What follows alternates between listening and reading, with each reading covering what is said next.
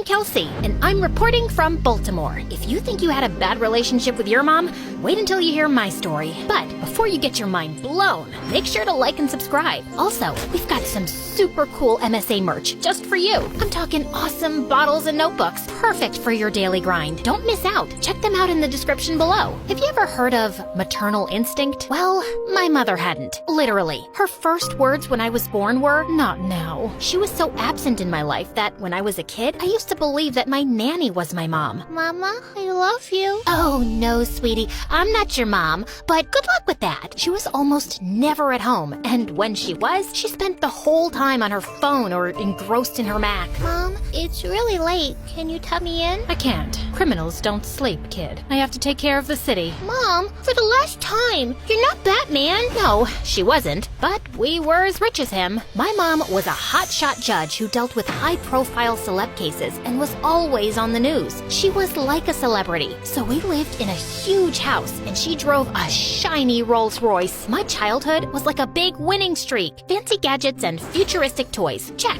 Anything to mute the tiny human. Private visits to the planetarium and zoo? Check. Are you sure I can't just leave her here? That's the lion's cage? Is that a no? Despite the money, my life was far from being great. I didn't want expensive toys. I just wanted my mom to give me a little attention. So, since I was a kid, I tried to get it any way I could. Let's just say I was a bit of a troublemaker. One time, when I was visiting mom at work, I got bored of finger painting and went to her office, which was strictly off limits to me. You can probably guess what happened next. I took my finger brushes and turned her aesthetic office into a huge 4-dimensional twister board. She didn't yell at me at that time, but I did hear her scream at the nanny who was supposed to be looking after me. I told you never to lose sight of her. You're fired. A few years later in school, this girl was breaking into some teacher's office. She began to shuffle through everything in search of some papers. I noticed her shoelaces were untied, so I walked into the office to warn her. "Hi, your shoelaces." When she heard my voice, she got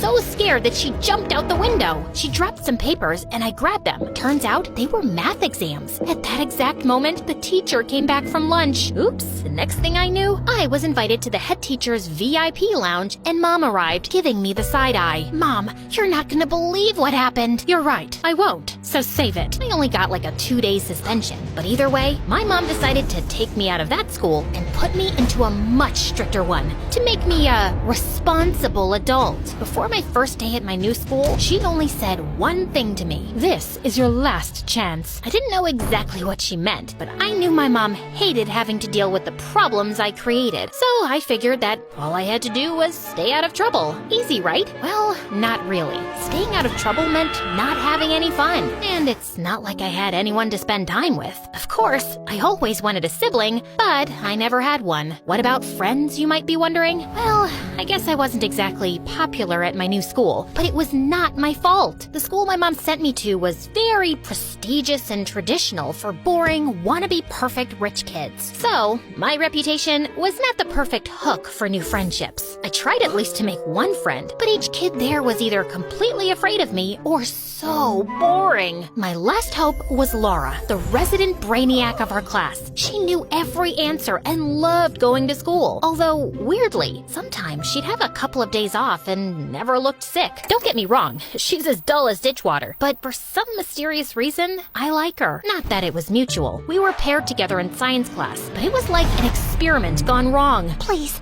I can't be with her. I can't get into trouble. Come on, we're gonna have fun. I tapped her on the shoulder to encourage her, but that made her drop the test tube she was holding. Luckily, it wasn't that toxic.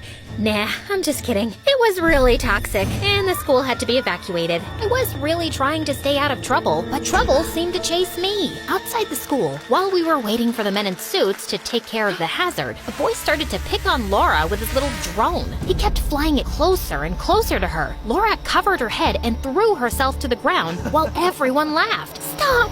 Leave me alone! He didn't, so I had to step up for my new friend. I picked up this big stone and threw it at the drone. But turns out my aim is not that good, as I bullseyed it into the head teacher's car window. When my mom found out that I had started a chemical disaster at school and vandalized a teacher's car on the same day, she was absolutely furious. Let's go. When we get home, you are gonna start packing. Packing? Where are we going? We are not going anywhere. You are going to boarding school. I thought she was joking, but she was dead